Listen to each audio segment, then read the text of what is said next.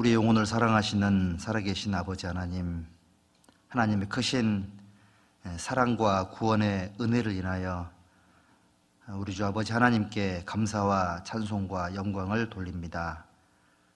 하나님을 등지고 죄 가운데 태어나 죄를 물 먹듯이 먹고 마시며 하나님과 원수되어 행하던 이 어리석고 비천한 죄인들, 거룩하신 하나님의 사랑으로 값없이 주신 그 생명의 보혈로 우리의 모든 죄를 영원히 대속해 주시고 죄와 멸망과 형벌의 구덩이에서 우리 영혼을 구원해 주신 것을 감사합니다. 구원받은 이후에도 이 악하고 이 패역한 세상 가운데에 고아처럼 버려두지 아니하시고 하나님의 몸된 교회 안에 인도해 주셔서 생명의 말씀으로 항상 우리의 삶 속에 은혜를 공급해 주시고 힘들고 어려울 때마다 여러 가지 방법으로 도와주시고 항상 인도해 주심에 감사합니다. 주일을 맞이하여 우리 구미교회를 한자리에 불러 모아주시고 주님 말씀 앞에 함께할 수 있도록 허락해 주신 것을 감사합니다. 이 거룩한 시간 이곳에 모인 모든 우리 형제 자매님들, 또 각 곳에 흩어져 있지만 함께하지는 못했지만 말씀을 듣고 있는 모든 분들, 그 모든 삶 속에 하나님이 일일이 개입해 주셔서 때마다 일마다 함께 하시는 하나님의 말씀의 능력으로 모든 어려움들을 이겨내고 이 마지막 때에 참으로 하나님 보시기에 합당한 거룩한 삶이 될 수 있도록 도와주시기를 원합니다. 또 우리 중에 특별히 병중에 계신 모든 분들, 여러 가지 어려움과 고통 속에 계신 분들, 많은 시험과 또 큰 고민 속에 계신 분들, 피할 길을 허락해 주시고 건강을 회복시켜 주시고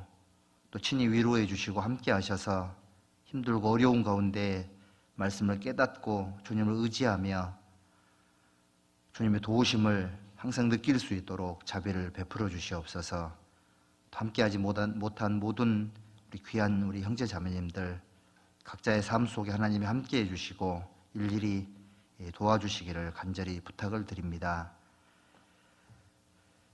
또 저희 교회가 1년간 준비하며 기도해왔던 대전도 집회가 내일부터 한 주간 또 진행이 됩니다. 이번에도 우리에게 이뤄진 영혼들을 보내주시고 또 붙여주시고 또 나아가 강권하여 데려다가 내 집을 채우라고 하신 말씀에 순종하여 힘있게 전도하고 봉사하며 하나님과 함께하는 복되고 거룩한 한 주간이 될 수 있도록 자비를 베풀어 주시고 말씀을 증거하시는 우리 박경수 목사님에게도 더욱 능력과 힘있는 말씀으로 채워주시고 한 주간 힘있게 복음을 전하실 수 있도록 영육간에 도와주시기를 간구드립니다. 또 지금 이 시간에도 어려운 곳에서 복음을 전하는 우리 선교사님들과 가족들과 우리 형제 자매들 있는 곳에서 하나님의 능력을 받아서 그 일을 잘 감당할 수 있도록 도와주시고 특별히 깐트 교회와 꾸스코 교회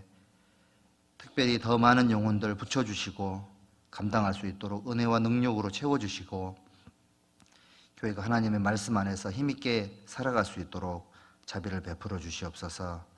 모든 시간의 시종을 주 성령께 의지하면서 주 예수님의 이름으로 기도드렸습니다. 아멘.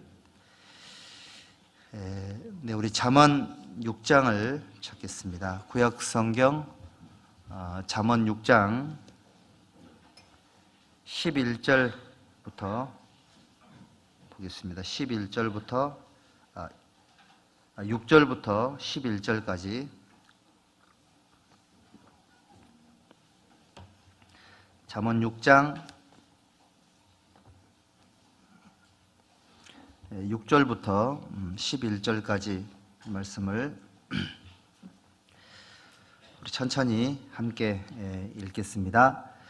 게으른 자여 계미에게로 가서 그 하는 것을 보고 지혜를 얻으라. 계미는 두령도 없고 간역자도 없고 주권자도 없으되 먹을 것을 여름 동안에 예비하며 추수 때의 양식을 모으느니라. 게으른 자여 내가 어느 때까지 눕겠느냐? 내가 어느 때에 잠이 깨어 일어나겠느냐?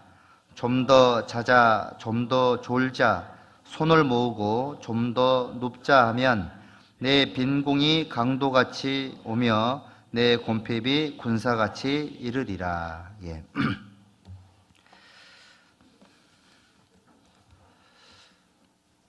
오늘 조금 강당이 조금 시원하죠? 예. 이 시원한 공기를 잘 보관했다가 여름에 좀 쓰면 좋은데 할 수가 없어서 좀 안타깝습니다. 조금 추울 수도 있겠는데요.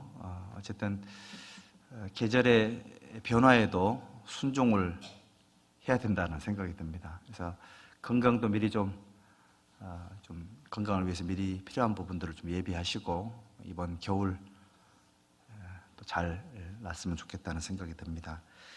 자, 우리 내일부터 대전도 집회가 계획되어 있습니다. 왜 대전도 집회인 줄 아세요?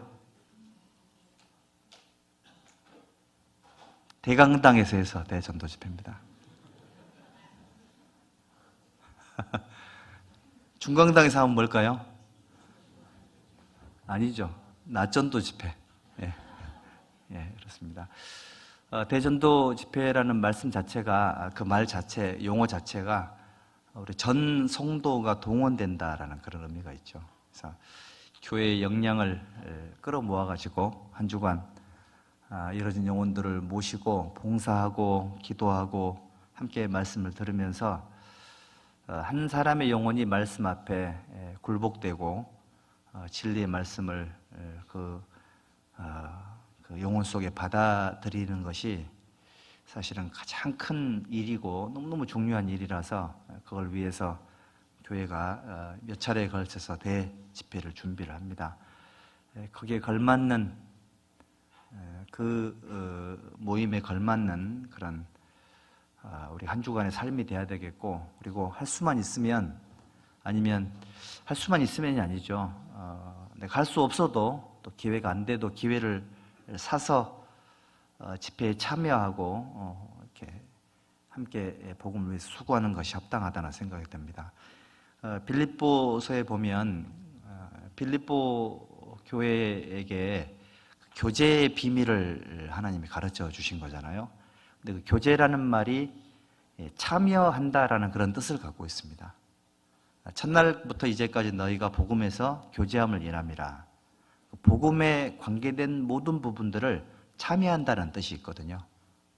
헌금으로 참여하고 봉사로 참여하고 말씀 듣는 장소에 내 몸이 참여하고 그리고 마음도 참여하고 거기에 이제 안타까움도 집어넣어야 되겠고 간절함도 또 집어넣어야 되겠고 그다음에 또 뭐 넣어야 될까요? 끈기, 인내 이런 것도 집어넣어서 내게 있는 모든 좋은 역량들을 끌어모아가지고 전도 집회에 참여되는 그게 이제 하나님과 함께 교제하는 겁니다. 그런 어떤 소중한 집회의 시간이 됐으면 좋겠고 자, 그런 집중력들을 위해서 이뤄진 영혼들을 위한 기도도 필요하겠지만 우리 각자 자신 있잖아요. 내 자신이 이 집회의 무게를 감당할 수 있는 마음으로 예비될 수 있도록 기도가 필요합니다. 왜냐하면 기도하지 않으면 자꾸 놓칩니다. 놓치거나 빠뜨리거나 이런 일들이 생기기 때문에 간절한 기도 속에 영육간에 준비되고 참여되는 그런 소중한 한 주간이 되었으면 좋겠습니다. 사실은 이제 스쳐 지나면 잘 모를 수 있겠지만 어떤 분들에게는 평생에 단 한 시간 또는 하루 또는 한 주간 이번 말씀 듣는 것 외에 다시 기회가 주어지지 않을 수도 있습니다. 그럴 수도 있겠죠. 우리 그런 분들을 얼마나 많이 봐왔습니까? 그러니까 우리에게는 그냥 지나가는 일반적인 현상일 수도 있겠지만 천년을 하루같이 또 하루를 천년처럼 역사를 내려다보시는 하나님에게는 잠깐 스쳐가는 그 한 사람 그분들 또한 하나님의 아주 그 안타까운 그런 시선들로 그런 분들의 삶을 이렇게 조명하실 거라는 생각이 들거든요. 그래서 이 집회의 주인은 우리가 아니고 하나님과 이루어진 영혼들이니까 그 사이에서 어떤 중보자 역할을 해야 될지를 잘 생각을 하고 집회에 참여하고 함께하는 그런 집회가 되었으면 좋겠습니다. 왜냐하면 이번 기회에 저희가 혹시 인도를 못한다 할지라도 우리가 언젠가는 누군가를 인도를 하게 되잖아요. 그게 학예 수양회가 될 수도 있고 또 춘축의 수양회가 될 수도 있고 또 어떤 개인 상담회나 영상 집회가 될 수도 있는데 언젠가 하나님께서 나에게도 직접적인 전도할 수 있는 기회를 주실 게 틀림이 없을 텐데 그때에 평상시 내가 하나님 앞에 드렸던 그런 어떤 하나님과의 동역했던 그런 시간과 그런 삶들이 그때 이제 결과로 딱 드러나게 되는 겁니다. 그래서 저도 이제 메네 데겔 르바르신이라는 말이 있잖아요. 하나님이 달아보고 하나님이 재보고 하나님의 자로 재보고 하나님의 저울로 달아보니까는 부족하고 모자라서 버림받았다 그런 뜻이거든요. 하나님은 지식이 하나님이시라 행동을 달아보시느니라 이렇게 말씀을 하셨고 또 마음을 저울질하시는 거예요. 사람은 외모를 보거니와 나 여호와는 뭘 보죠? 중심을 보느니라. 사람은 외모를 보지만 하나님은 중심을 보시기 때문에 내 마음이 어떠한지 하나님을 정말 사랑하는지 그리고 내 마음속에 정말 이뤄진 영혼들에 대한 그런 간절함이 있는지 이런 것들을 하나님이 저울질 하실 거니까 이번 이런 집회 때 그런 마음들을 가다듬고 또 이렇게 한 단계 더 깊어지는 그런 시간이 되었으면 좋겠습니다. 지금 가을이 굉장히 깊어져 가고 있죠. 그렇죠? 가을이 깊어져 가는 것만큼 우리 신앙도 좀 더 깊어졌으면 좋겠습니다. 자, 오늘은 여기 잠언 6장 말씀 속에 게으른 자에 대한 책망이 나오고 또 게으른 자를 책망하실 뿐만이 아니라 처방도 주셨죠. 게으른 자에게는 개미의 삶이 특효다 이렇게 말씀을 하셨는데요. 개미를 볶아서 먹으라는 얘기가 아니죠. 개미가 하는 걸 보고 교훈, 지혜를 얻으라고 말씀을 하셨고 그리고 교훈을 얻지 못하면 게으른 자의 삶을 안타까워하시면서 처방도 주셨고 만약에 게으른 상태로 계속 자기 삶을 방치하면 어떤 문제가 생기냐면 강도하고 군사에게 당하는 것처럼 그 게으름이 어느 순간 강도가 되고 어느 순간 군사처럼 내 삶을 습격하고 내게 있는 모든 좋은 것들을 뺏어갈 거라고 까딱 잘못하면 생명도 지장했습니다. 강도 만나면 요즘은 증거 인멸하려고 거의 죽이잖아요.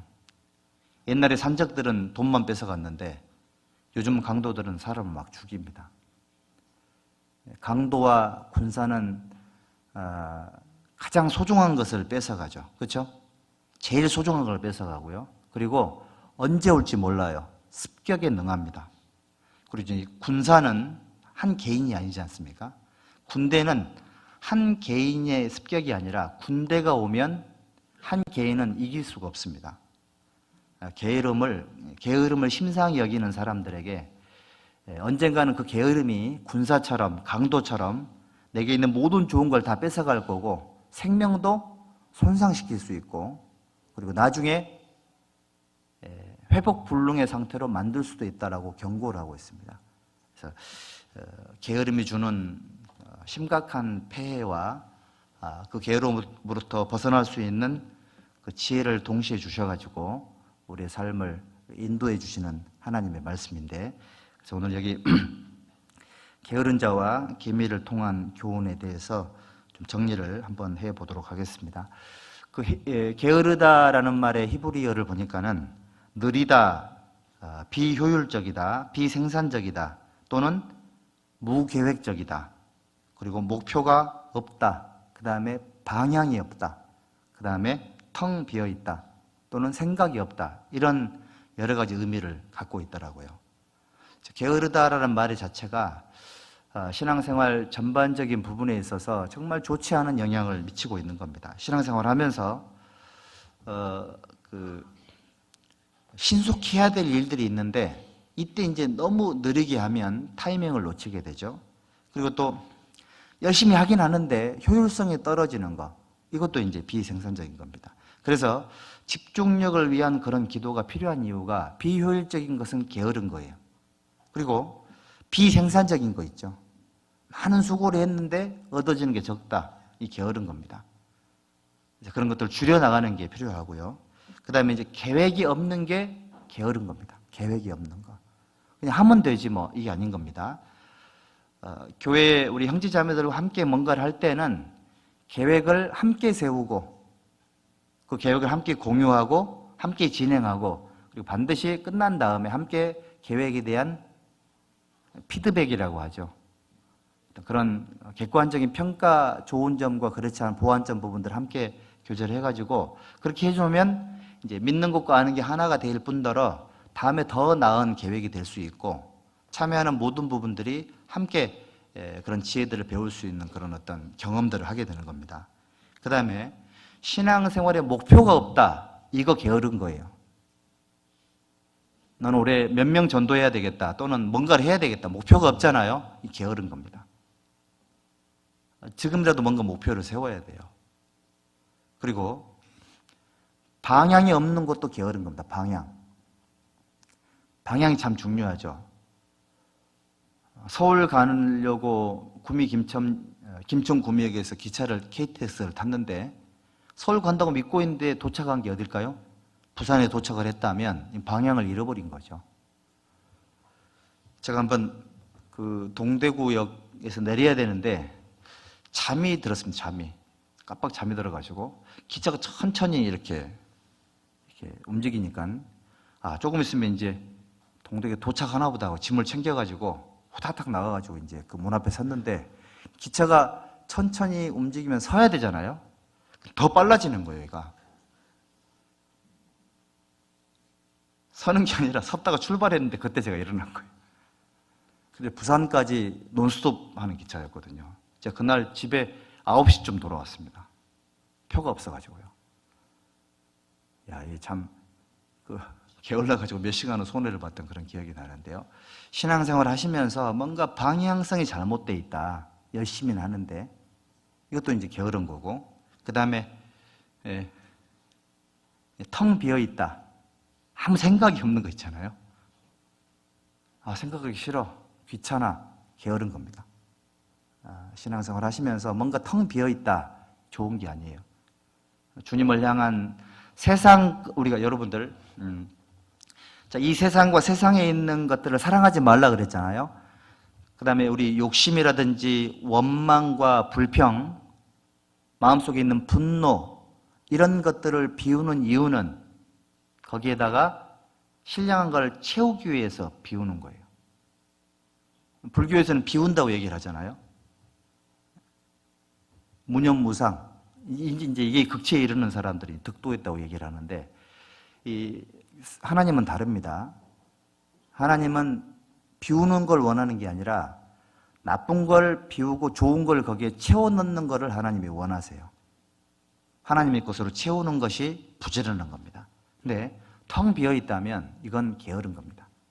그래서 이런 부분들이 히브리 원어에 그런 뜻이 있더라고요. 그래서 잠언 말씀에는 게으름에 대한 정의가 정말 정확하게 기록이 되어 있는데 먼저 게으른 자의 특징을 한번 살펴보도록 하겠습니다. 자, 잠언 6장 9절 함께 읽어볼까요? 게으른 자여 내가 어느 때까지 눕겠느냐? 내가 어느 때에 잠이 깨어 일어나겠느냐?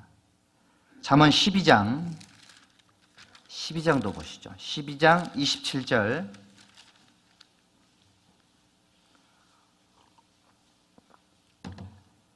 잠언 12장 27절 여기도 함께 읽습니다.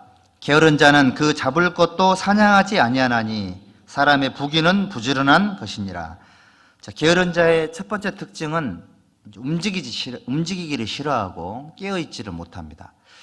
여러분들 집안의 화분의 화초를 가장 쉽게 죽이는 방법이 뭔지 아세요? 뽑아서 버린다. 그 다음에 뜨거운 물 준다. 뜨거운 물 주면 금방 죽습니다. 근데 화초를 죽이는 제일 좋은 방법은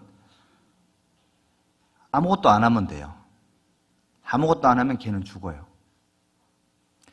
그러니까 신앙생활이 왜 실패하냐? 아무것도 안 해서 죽는 겁니다. 내 삶이. 게으른 자의 특징은 뭔가를 하는 것을 싫어해요. 내 신앙생활을 망치는 가장 좋은 비결이 뭐냐면, 술을 마시고 세상 죄악을 즐기는 것도 중요하지만 내 신앙을 망치는 최고 좋은 비결은 아무것도 안 하는 거예요. 말씀도 안 듣고 교제도 안 가고 봉사도 안 하고 아무것도 안 하면 내 신앙이 죽습니다. 제일 좋은 방법이에요. 어떻게 하면 신앙생활이 실패할까요? 아무것도 안 하면 돼요. 그러면 점점점 자기 신앙이 죽어요. 점점 죽습니다. 그리고 잠언 6장 다시 보시죠. 10절에 게으른 자의 두 번째 특징은 잠언 6장 10절입니다. 함께 읽읍시다. 좀 더 자자, 좀 더 졸자, 손을 모으고 좀 더 눕자 하면 됐습니다.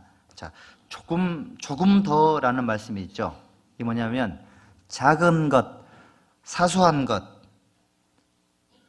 이런 것들의 소중함을 인식하지 못하는 사람, 선만 굵었지 세밀함이 떨어지거나 조심성이 결여된 사람들은 게으른 겁니다. 조금 더의 소중함을 모르는 사람들은 신앙이 실패해요. 그러니까 포도원을 허는 큰 여우입니까? 작은 여우입니까? 작은 여우를 잡으라 그랬죠. 내 포도원에 꽃이 피었음이니라. 그러니까 중동 지방에는 그 포도원에 꽃이 피잖아요. 그러니까 포도나무에 꽃이 핀 다음에 열매를 맺히는데, 포도꽃이 필 무렵에 포도나무 위로 타고 다니는 작은 여우가 있답니다. 조그만 거. 얘가 다니면서 뭘 하냐면 꽃을 전부 다 망가뜨리는 거예요. 그러면 열매가 거의 다 사라지겠죠. 포도원을 허는 작은 여우를 잡지 않으면 포도 열매를 거둘 수가 없습니다. 마찬가지로 우리 신앙생활 속에 작은 여우를 잡아야 돼요. 작은 걸 잡아야 됩니다. 그 작은 부분을 놓쳐버리면 이 작은 부분이 나중에는 내 신앙생활의 열매들을 전부 다 걷어가는 그런 일이 생길 수도 있습니다. 잡아놓으시고요. 아가서를 볼까요? 아가서 2장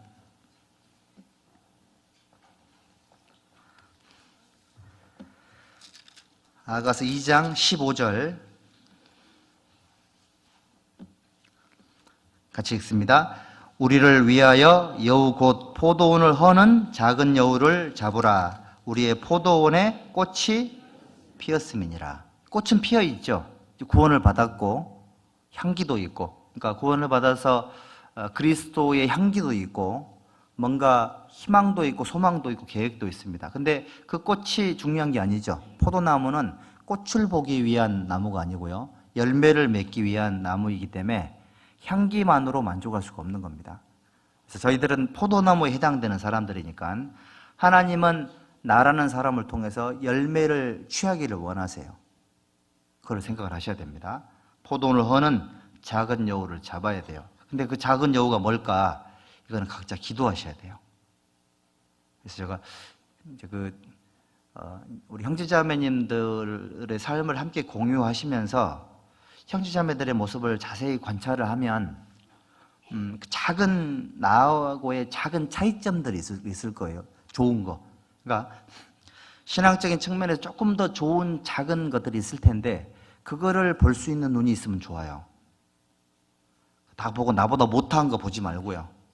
나보다 훨씬 더 나은데, 훨씬 나은 건 금방 드러나는데 조금 나은 거는 찾기가 쉽지 않거든요. 근데 그 조금 더 나은 부분들이 그분과 나의 차이예요. 이 차이가 되는 겁니다. 그래서 선수끼리는 알아본다고 하지 않습니까? 생지자매들에게 있는 좋은 거, 조금 작은 차이들을 발견하고 그런 부분들을 생각을 하고 기도해서 메꿔 나가야 되는 겁니다. 아가서 2장 7절 보시죠. 7절 함께 읽습니다. 예루살렘 여자들아, 내가 노루와 들사슴으로 너희에게 부탁한다. 내 사랑이 원하기 전에는 흔들지 말고 깨우지 말지니라. 9절도 보시죠. 9절도 함께 읽읍시다. 나의 사랑하는 자는 노루와도 같고 어린 사슴과도 같아서 우리 벽 뒤에 서서 창으로 들여다보며 창살 틈으로 엿보는구나. 그 눈치 빠른 거하고요, 영적인 예민함은 차이가 있습니다. 영민함이라고 하죠. 그러니까 영적으로 깨어 있으면 눈치가 아닌 하나님의 섬세한 분이시잖아요, 그렇죠? 하나님의 섬세함과 하나님의 조심성으로 주님의 일을 할 수가 있거든요. 그렇지 않은 거는 게으른 거예요. 제가 이제 한참 젊을 때 구원을 받아가지고 전도 지상주의죠. 그러니까 전도가 최고다. 다른 건 뭐 다 부차적인 거고, 다른 거는 뭐 별로 이렇게 커보지도 않고 그렇더라고요. 그런데 이제 결혼을 하기 위해서 이제 누구를 만났을 거 아니에요? 자매님을 만나가지고 이렇게 간증을 듣고 이렇게 쭉 교제를 하다 보니까는 저하고 큰 차이가 있더라고요. 저는 선만 굵어요. 근데 선만 굵어서 뭐 이렇게 막 큰 것들은 이렇게 잘 처리를 하는데, 근데 의외로 작은 어려움을 만나면 어떻게 해야 될지를 모르겠더라고요. 근데 이제 자매님의 그 모습을 딱 보니까는 그런 부분들을 잘 하시더라고. 그래서 제가 뭘 느꼈는지, 이래서 결혼하라고 하는가 보다 깨달았습니다, 그때. 그래서 추진력만 가지고는 주님의 일을 하기 어려우니까, 여러분들 그 공사할 때 포크레인하고, 농사 지을 때 포크레인하고 뭐 불도저하고 이런 것만 있어서 되겠습니까? 때로는 호미도 필요하고 그렇죠. 손으로도 잡초도 뽑아야 되고 그렇거든요. 신앙생활 하면서 큰 중장비도 필요하지만 작은 호미도 필요하고 내 작은 터치, 손길도 필요한 거예요. 그런 것들의 필요성을 깨닫고 메워가는 것이 부지런한 사람인 거예요. 게으른 사람들은 선만 굵어요, 선만. 열정만으로 안 되는 것들이 많습니다. 그런 것들이 있으니까 그런 것들을 생각을 해가지고 신앙생활 하면 참 좋을 것 같고요. 그리고 잠언 21장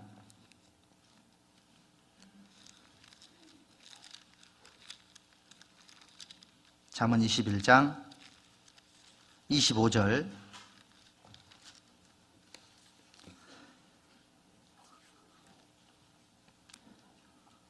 21장 25절 함께 읽읍시다.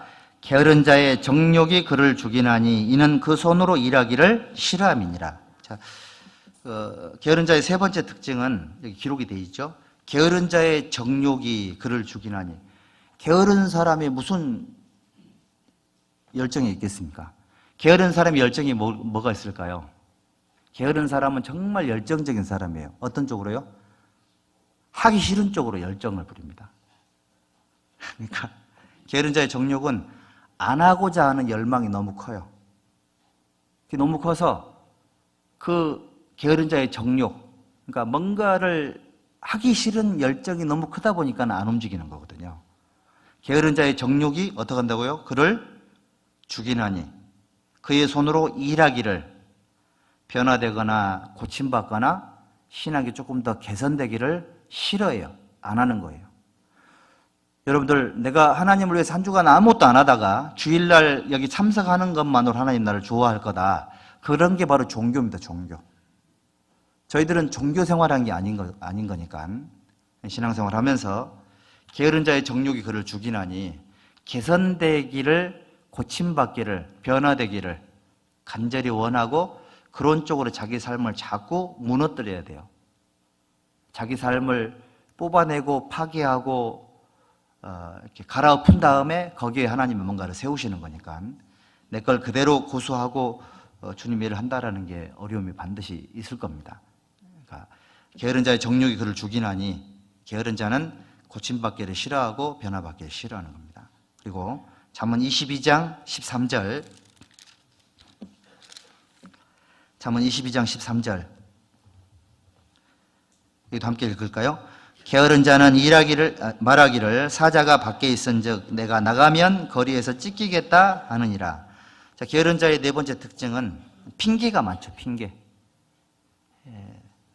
밖에 나가면 사자가 있은즉 거기 나가면 거리에서 찢기겠다 하느니라. 그래서 게으름은 사실은 그 핑계라는 또 다른 이름을 갖고 있습니다.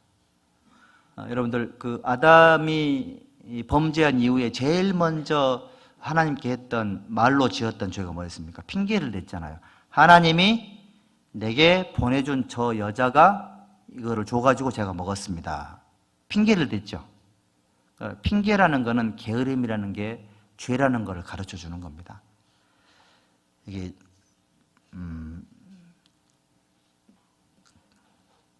어떤 사람들은 스스로에게 변명하기를 기회가 없어서, 환경이 좋지 않아서, 상황이 좋지 않아서라고 핑계를 좀 많이 대죠. 근데 그런 핑계들이 결국은 게으름의 또 다른 이름인 거예요. 여기 최인호라는 분이 쓴 상도라는 책에 이런 글이 있습니다. 게으름에는 다음과 같은 허물이 있다. 부자면 부자라고 해서, 가난하면 가난하다고 해서 일하기를 싫어한다. 추울 때는 춥다고 해서, 더울 때는 덥다고 해서 일하기를 싫어한다. 시간이 너무 이르면 이르다고 해서, 시간이 너무 늦으면 늦었다고 해서 일하기를 싫어하는 것이다. 그러므로 부디 게으르지 말아야 한다. 그래서 하나님의 일을 미루는 것 자체가 핑계에 해당이 되는 거죠. 여기 우리 누가복음 14장을 한번 보십시오. 누가복음 14장에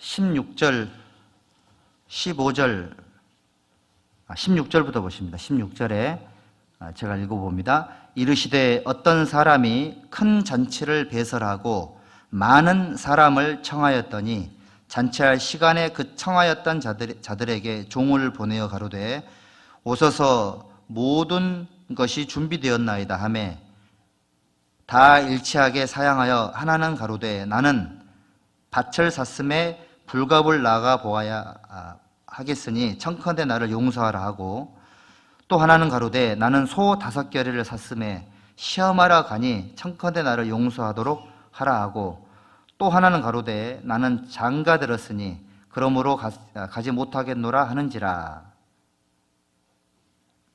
21절에 같이 읽어볼까요?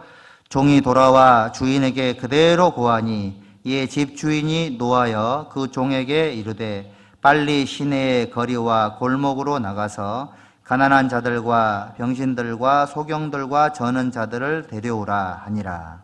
여기 보면 물론 이제 이 말씀은 청하였던 자들은 유대인들을 의미하고 그 나머지 분들은 이제 이방인들, 전 세계 복음이 될 것을 의미하는 거긴 한데, 여기 보면 세 부류의 사람이 나오죠. 나는 밭을 샀음에, 나는 소 5겨레를 샀음에, 나는 장가 들었음에 하나님의 초청에 응하지 못하겠다, 이렇게 핑계를 댔습니다. 사실은 구원받지 못한 사람들은 집회에 오지 못하는 핑계들이 많죠. 합당한 이유들이 많습니다. 그런데 결국은 많은 사람들이 지옥에 가서 슬피 울며 이를 간다 그랬잖아요. 형제 자매들에게, 그러니까 내게 전도를 했던 사람들에게 내가 했던 그 핑계, 그때 당시에는 너무 합당했고 당연하다고 생각을 하고 핑계를 댔는데 그 핑계가 결국은 나를 지옥으로 보냈다는 것을 알게 될 겁니다. 그래서 이제 일을 가는 거예요. 근데 돌이켜보면 사실은 여기에 또 전도의 지혜가 숨어 있습니다, 여러분들. 왜냐하면 여러분들 자신을 한번 생각을 한번 해봐요. 나도 집회에 안 갈 수 있었잖아요. 나도 전도에 불응할 수 있었는데 내 핑계를 막는, 나에게 전도했던 사람이 내 핑계를 막고 또는 내 핑계를 뛰어넘을 수 있는 강권함이 있었을 거예요. 그런 거 있었죠? 없었습니까? 그래서 이제 거꾸로 생각을 해보면, 그래, 내가 핑계를 댈만 했을 때 나를 전도했던 분이 어떻게 말을 했지? 또 그런 어떻게 강권했지? 생각을 해보면 그대로 하시면 돼요. 구원받지 못한 사람이 핑계대는 건 당연한 겁니다. 여기 23절 보시죠. 22절, 23절 함께 읽어볼까요? 종이 가로되 주인이여 명하신 대로 하였으되 오히려 자리가 있나이다. 주인이 종에게 이르되 길과 산울가로 나가서 사람을 강건하여 데려다가 내 집을 채우라. 어떻게 하라고요? 자, 이스라엘 민족은 청했죠. 그리고 여기 그 다음 사람들은 데려오라 그랬잖아요.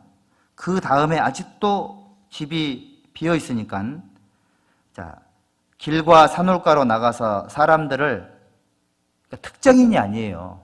청해했던 사람들, 가난한 사람들, 특정인이 아니고 이제는 길에서 닥치는 대로 산울가로 나가서 눈에 보는 대로 강권하여 데려다가 내 집을 채우랍니다. 전도할 때에 내가 초청했던 사람이 있을 수 있고 기도했던 사람이 있을 수도 있는데 준비가 된 사람도 있고 그렇지 않은 사람도 있을 거 아니에요. 그래서 핑계를 대는 사람들에게는 그 핑계를 뛰어넘을 수 있을 만한 강권함이 필요하고, 또 내가 기도 대상자가 아니었다 할지라도 필요한 사람들에게 복음을 전하는 것이 맞는 겁니다. 물론 이제 기도하고 전하는 게 훨씬 성공률이 높겠죠. 강권하여 데려다가 내 집을 채우라. 그래서 전도 집회가 되면 항상 내가 기도했던 분들에게 전도지 한 장이라도 나눠줄 수 있는 그런 어떤 성실함이 필요하고요. 결과에 망설이지 않고 다시 시도할 수 있는 그런 어린아이와 같은 마음이 필요하고요. 그리고 너는 때를 얻든지 못 얻든지 어떻게 하라 그랬죠? 말씀을 전파하라 그랬잖아요. 그러니까 너는 내가 주는 두루마리를 먹고 가서 말씀을 전하라 그랬으니까 오늘도 저희들이 말씀을 지금 먹고 계시지 않습니까? 듣고 가서 전하는 이런 것들을 계속 반복해서 하는 것이 성실함인 거니까요. 전도할 때도 우리가 게으른 어떤 사람이 되면 안 됩니다. 때와 시기는 하나님께 달려있는 거니까 계속 기도하면서 이렇게 하다 보면 언젠가 기회가 이렇게 옵니다. 왜냐하면 사람들의 건강은 점점 좋아집니까? 안 좋아집니까? 점점 안 좋아져요. 기회가 반드시 와요. 아무리 힘있고 아무리 능력 있는 사람이라 할지라도 언젠간 힘이 빠질 때가 옵니다. 그때까지 내가 잘 버텨야 돼요. 강권하여 데려다가 내 집을 채우라. 그래서 전도를 우리가 앞두고 있는데 나가면 길에 사자가 있다, 이런 핑계들이 하나님 앞에 합당치가 않은 거니까 전도에 실패했던 그런 핑계들은 구원받지 못한 사람들이라는 거니까요. 저희들은 핑계가 아니라 정확한 원인 분석이죠. 원인 분석을 하는 이유는 다음에 조금 더 효율적으로 지혜롭게 전도하기 위해서 실패 사례를 분석하는 건 맞겠지만 그런 것들이 핑계가 되고 마음에 낙담이 돼서 다시 시도를 못하는 그런 어떤 좌절감으로 연결되면 큰일 나요. 강권하여 데려다가 내 집을 채우라, 이렇게 말씀을 하셨습니다. 그다음에 잠언 26장도 보시죠. 잠언 26장 16절에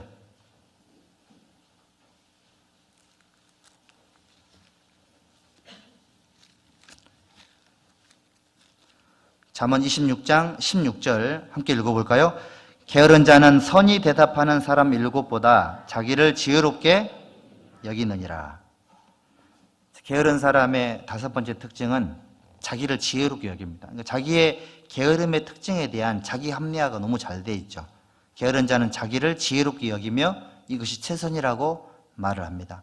게으른 자는 선히 대답하는 사람 7보다 자기를 지혜롭게 여기느니라.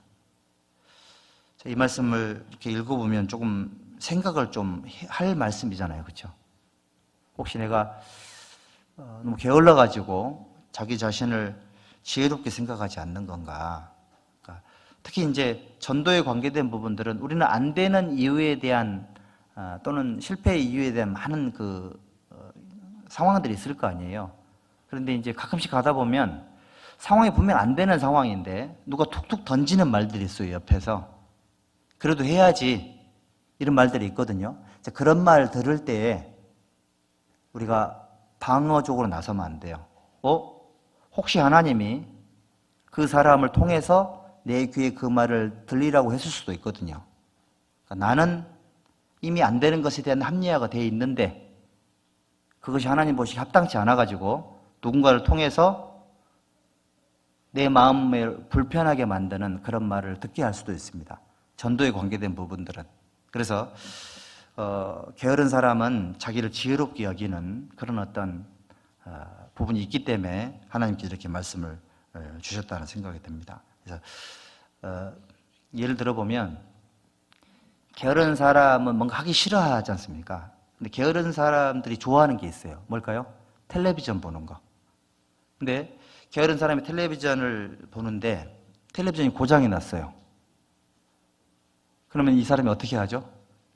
텔레비전 내버려 둡니까? 그 다음날 어떻게 합니까?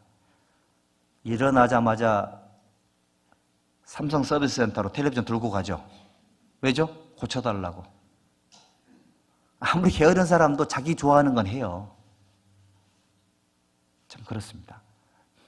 우리 어떤 형제님의 아버님 되시는 분은 하루에 텔레비전을 거의 한 8시간 이상을 보신답니다. 그러니까 주무시는 시간 외에는 계속 텔레비전을 보시는 거예요. 근데 그 세월이 수십 년이 지났답니다. 못 벗어나시는 거죠. 이제 그걸 보면서 제가 얘기를 했더니 우리 아버지가 그렇게 하시는데요, 그러시더라고요. 되게 안타까운 삶이죠. 그런을 이렇게 비난하자는 그런 뜻이 아닌 겁니다. 게으른 사람들도 자기가 좋아하는 건 잘해요. 우리 형제 자매들도 나는 게으르지 않아. 나는 부지런해. 왜냐하면 나는 내가 좋아하는 건 잘하거든요. 나는 교제는 나가기 싫어. 그래도 나는 주일은 가서 봉사는 열심히 할 거야. 게으른 겁니다. 나는 봉사는 열심히 하지만 전도는 안 할 거야. 게으른 거예요. 맞습니까? 맞는 겁니다, 여러분들. 부지런한 사람은 교제할 때는 교제 나가고요. 봉사할 때는 봉사하고 전도할 때는 전도합니다. 여러분들 저희가 지금 뭐 하는 시간이죠? 말씀을 듣는 시간이죠? 그래서 지금 여기 불이 났습니다. 그럼 어떻게 해야 될까요? 예? 말씀 듣는 시간인데 이 소중한 시간에 불이 났습니다. 어떻게 해야 되죠? 나가야 돼요? 말씀 시간인데 어딜 나가요? 불 꺼야죠, 불. 불 꺼야죠. 진짜 급한 일이 있고 중요한 일이 있어요. 뭐부터 해야 돼요? 중요한 일 해야 돼요. 내가 아무리 아침에 출근하기 바빠도 출근하고 막 바쁜데 아들이 갑자기 쓰러졌어요. 출근해야 돼요? 데리고 병원 가야 돼요? 그렇죠. 저희들이 일상이 얼마나 바쁘냐고요. 일상이 너무너무 바빠요. 일해야 되고 하는데 전도 집회는 그 바쁜 속에 중요한 일이 터진 거예요. 그럼 뭐 하라고요? 전도해야 되는 거예요. 전도 집회 참석을 해야 되는 겁니다. 그런 의미가 있다, 그런 뜻인 겁니다. 그런데 그거를 하지 못할 만한 명분이 나에게 너무 많아요. 그리고 이미 그게 고착화되어 있어요. 게으른 겁니다, 여러분들. 죄송합니다. 게으른 거예요. 하고 싶은 것만 하는 거는 게으른 겁니다. 하기 싫은 거를 기쁘게 즐겁게 잘하는 게 하나님이 원하는 삶이에요. 그래서 자기를 쳐서 복종하게 하면 그랬잖아요. 나는 날마다 죽노라 그랬지 않습니까? 신앙생활의 가장 아름다운 모습이 자기를 쳐서 복종시키고 자기를 부인하고 나아가고, 우리 신앙생활이 정말 그랬으면 좋겠습니다. 할 수만 있으면.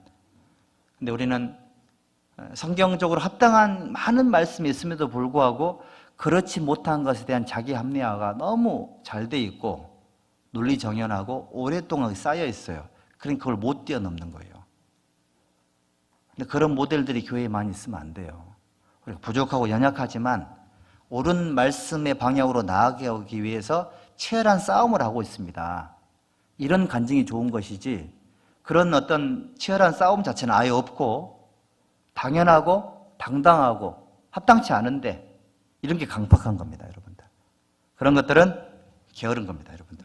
그리고 잠언 15장 19절도 보시죠.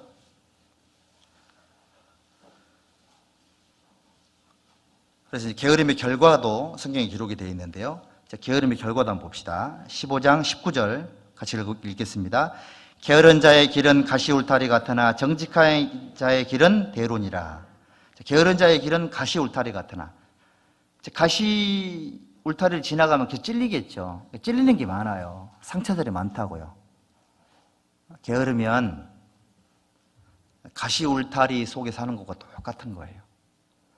가시 울타리 속에 계속 살다 보면 계속 이렇게 찔리고 상처받고 이러다 보면 자기 마음도 점점점 그렇게 차갑게 식게 될 수도 있습니다, 여러분들.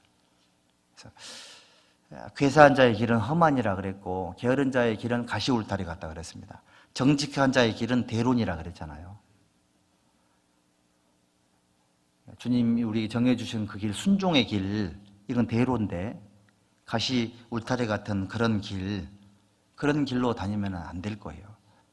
우리 돌아봐야 돼요. 내 삶이 정말 하나님 은혜로 주신 가시들도 있겠지만 내가 게을러서 하나님과의 소통과 교회와의 소통과 형제자매들과의 소통 또는 가족 간의 소통이 잘 안 되고 있고 가시가 많다. 게을러서 그럴 수도 있습니다. 그리고 20장, 잠언 20장 4절도 한번 볼까요? 20장 4절 여기도 함께 읽읍시다. 게으른 자는 가을에 밭갈지 아니하나니 그러므로 거둘 때에는 구걸할지라도 얻지 못하리라. 게으름의 결과는 열매가 없는 거죠. 신앙적 열매가 없고. 그래서 여러분들 전도의 열매는 사실은 개인적인 노력도 중요하겠지만 또 하나님과 또 그 구원받지 못한 사람들과의 1:1 관계도 있어가지고 전도할 때는 열매를 어떻게 봐야 되냐면 한 사람을 데려다가 1시간 정도 말씀을 듣잖아요. 또는 내가 누군가 전도를 대화를 했다. 전도의 열매로 봐야 되는 겁니다. 그거는 결과에 볼 것이 아니라. 하지만 우리가 이제 열매라는 걸 측면으로 놓고 봤을 때 우리 성령의 9가지 열매 있잖아요. 그렇죠? 성령의 9가지 열매 또는 우리 성령의 9가지 열매도 있고요. 고린도전서 12장에도 보면은 성령의 9가지 은사도 있어요. 은사. 달란트라고 얘기를 하죠. 하나님이 내게 주신 은사에 대한 개발, 달란트에 대한 개발도 열매에 해당이 되는 거고, 그 다음에 성령의 열매도 사실은 9가지 열매도 내 인격에서 이루어지는 열매도 같은 거예요. 이런 것들은 내 개인의 노력과 연결이 됩니다. 의지와 노력과 어떤 그런 것들이 연결이 되기 때문에 게으른 자는 열매가 없다 이 말 속에 전도로 딱 정해버리면 이게 문제가 좀 되니까요. 전도라는 측면보다는 내 신앙생활의 성품 구원에 관계된 측면 이쪽으로 보면 되게 좋을 것 같아요. 그래서 찬양도 입술의 열매니라 그랬죠. 찬양도 입술의 열매니라. 우리 찬양대 우리 형제자매들을 제가 오늘 자세히 봤습니다. 자세히 봤는데 표정들이 되게 이렇게 웃으시면서 하시더라고요. 그 모습 되게 아름다웠습니다. 여러분들 찬양은 마음으로 드리는 거잖아요. 마음으로. 그래서 하나님 앞에 하나님과 교회 앞에서 내 마음으로 내 삶으로 찬양을 드리는 거니까 근데 그런 게 이제 표정으로 배어 나오는 거잖아요. 그런 것처럼 열매입니다. 열매. 은사도 개발하고 또 인격도 하나님 앞에 점점점 나아가려고 노력을 하고 그리고 안 되는 거 있어요. 그렇죠? 잘 안 되는 거. 어떤 분은 희생은 잘하는데 어떤 분은 인내가 잘 안 되는 분이 있어요. 그러면 내가 안 되는 부분을 놓고 기도하면 돼요. 하나님 제가 이게 약합니다. 이 부분을 하나님 좀 이렇게 채워달라고 계속 기도하고 몇 년을 살다가 보면 열매가 점점점 연결해가는 게 느껴져요. 시간이 지나면 있잖아요. 내가 자신이 있었던 그 성령의 열매보다 자신이 없었던 그 성령의 열매가 하나님이 도우시면 나중에 훨씬 더 실하게 돼요. 자신 있는 것들은 사실 내가 투자를 좀 덜하게 돼 있거든요. 자신이 있으니까요. 근데 내가 항상 성령의 열매 중에 열등감이 있는 부분들은 자꾸 기도를 하게 되고 거기에 마음을 쓰게 돼 있습니다. 그러다 보면 한 해, 두 해 쭉 쌓이다 보면 내가 열등감을 갖고 있는 그 성령의 열매적인 측면들이 나중에 훨씬 더 큰, 더 보기 아름답고 더 실한, 더 합당한 모습으로 변화되어 있는 것들도 아마 느끼실 거예요. 지금 연말쯤 되니까 자기 신앙도 좀 정산을 좀 해야 됩니다. 신앙의 정산. 전도의 열매, 봉사의 열매, 그 다음에 내 신앙의 열매, 인격적인 열매, 그리고 헌금도 열매에 해당된다고 성경에 말씀을 하셨거든요. 이런 것들을 전반적으로 쭉 이렇게 좀 열매 체크를 해가지고 자기 자신의 삶을 내가 올해 그래도 하나님 앞에 어느 정도 했던 것들, 부족한 부분들을 잘 이렇게 정리를 해가지고 열매를 체크하는 게 중요합니다. 왜냐하면 게으른 자는 열매가 없다라고 하나님께서 책망을 하셨기 때문에 그렇습니다. 그리고 잠언 10장도 보시죠. 게으른 사람들의 또 세 번째 결과가 있는데요. 잠언 10장 26절 함께 읽읍시다. 게으른 자는 그 부리는 사람에게 마치 이에 초 같고 눈에 연기 같으니라. 게으른 자는 부리는 사람에게 눈에 연기 같은 괴로움을 주는 거예요. 보고 있으면 괴로워요. 보는 사람이. 게으른 사람을 보고 있으면 괴롭습니다. 느리고 계획도 없고 텅 비어있고 비생산적이고 비효율적이고 핑계 계속되고 있고 보고 있으면 좋을까요? 괴로울까요? 괴롭죠. 괴로운 사람은 정말 하나님 보시기에 부리는 자에게 이에 초 같고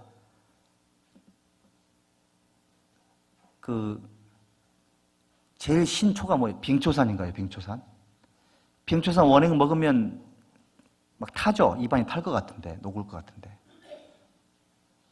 아주 신초를 마시면은 이에 초 같고 견디기 어렵죠. 눈에 연기 같으니라. 얼마나 눈이 따갑겠습니까? 눈을 뜰 수가 없다는 뜻이죠. 그래서 저희들이 게으르면 부리시는 하나님 편에서는 이에 초 같고 눈에 연기 같은 그런 결과를 가져올 수 있습니다. 하나님은 충성된 사람을 원하는데 나는 게으른 사람이 되면 이게 얼마나 하나님 앞에 가슴 아픈 일이겠습니까?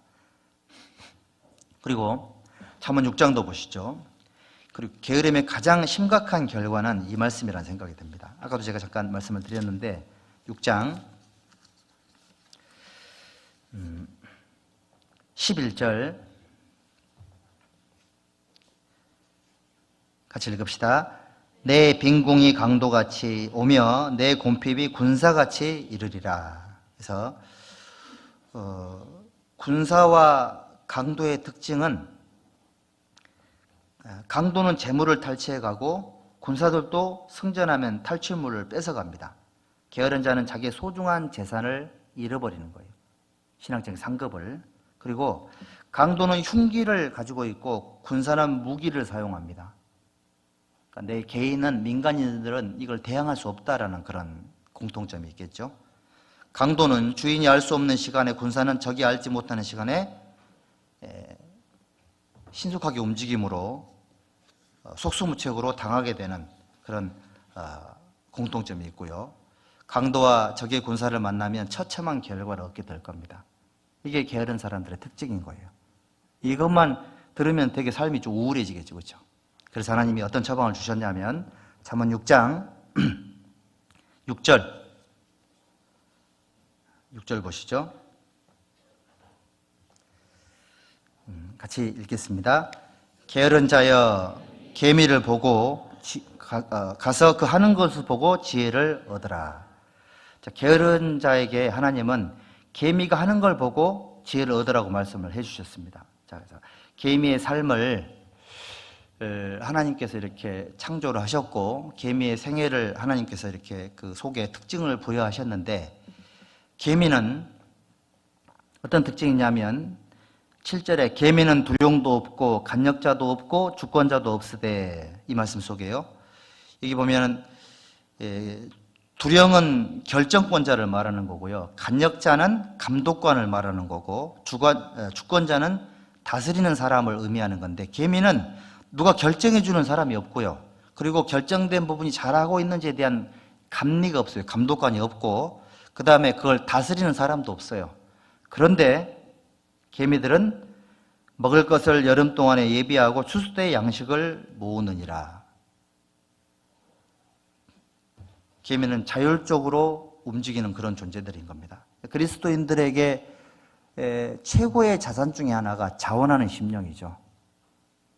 자원하는 심령을 가지신 분들은 시키지 않아도 잘하고 시키면 더 잘하고 이런 어떤 좋은 특징들이 있죠. 그래서 보통 보니까요, 여왕개미는 약 10년 정도로 살고 수개미는 약 6개월 정도로 산답니다.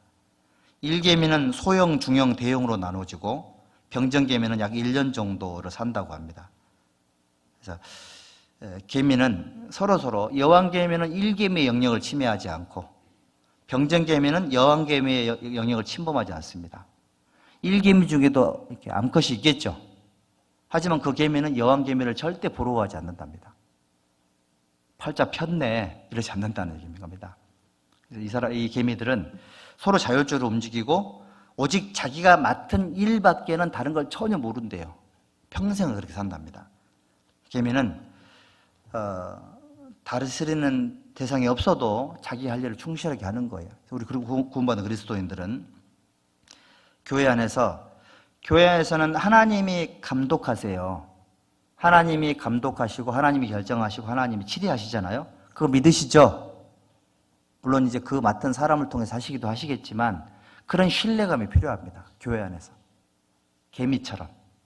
그래서 뭔가를 맡겨지게 되면 이 영역 외에 다른 영역에 눈을 돌리고 거기를 감독하려고 하고 기도하려고 하는 게 아니라 감독하려고 하고 다스리려고 하고 끌고 가는 거죠. 끌고 가려고 하고 감리하려고 하고 지적하고 이렇게 하는 게 개미하고는 다른 모습이에요. 그렇죠, 여러분들? 그렇지 않습니까? 물론 잘 되는 걸 기도하고 사랑으로 권면하는 건 정말 좋은 거긴 합니다. 근데 그거 할 때도 정말 이게 엄청난 기술이거든요. 이건 기도를 정말 많이 하고 해야 되는 겁니다. 어떤 직분에 따라서 감독하고 관리하고 이렇게 돼버리면 이게 회사가 되는 거예요. 제 말이 맞죠?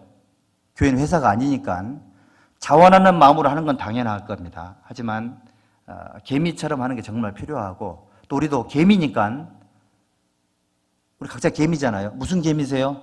여왕개미 손 들어보시죠. 나는 여왕개미 하랍니다. 이 사람. 여왕개미가 여러 마리 있으면 안 되는데 일개미만 해. 일개미. 자, 평상시에는 전부 다 일개미가 돼야 되고요. 평상시에는 전도할 때는 뭐 돼야 될까요? 전도할 때는 여왕개미가 다 돼야 됩니다. 전도할 때는 알을 낳아야 될 거 아니에요. 전도할 땐 다 여왕개미로 됐다가 전도할 여왕개미가 알을 낳았는데 알을 훔치러 오는 또 천적들이 있을 거 아니에요. 그럼 뭘로 바뀌어야 될까요? 전부 다 병정개미로 다 바뀌어야 됩니다. 병정개미로. 수개미는 할 게 6개월 살고 죽어요. 이 수개미는 뭐만 하냐면 여왕개미가 알을 낳는데 그 역할만 하고 죽는 거예요. 아무것도 안 하고.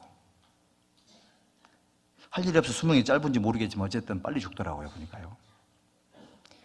제가 하는 얘기가 아니라 개미를 연구한 사람이 쓴 책에 보니까 이렇게 돼 있더라고요. 여러분들. 그래서 우리는 각자의 역할이 분리되어 있습니다. 각자의 역할이 분리되어 있기도 하지만 공통적으로 함께 해야 될 일도 함께 있는 거예요. 때로는 여왕개미도 됐다가 때로는 병정개미 됐다가 때로는 수개미도 됐다가 때로는 일개미도 됐다가 교회에서 봉사할 때는 또 같이 흩어져 가지고 또 봉사를 하고요.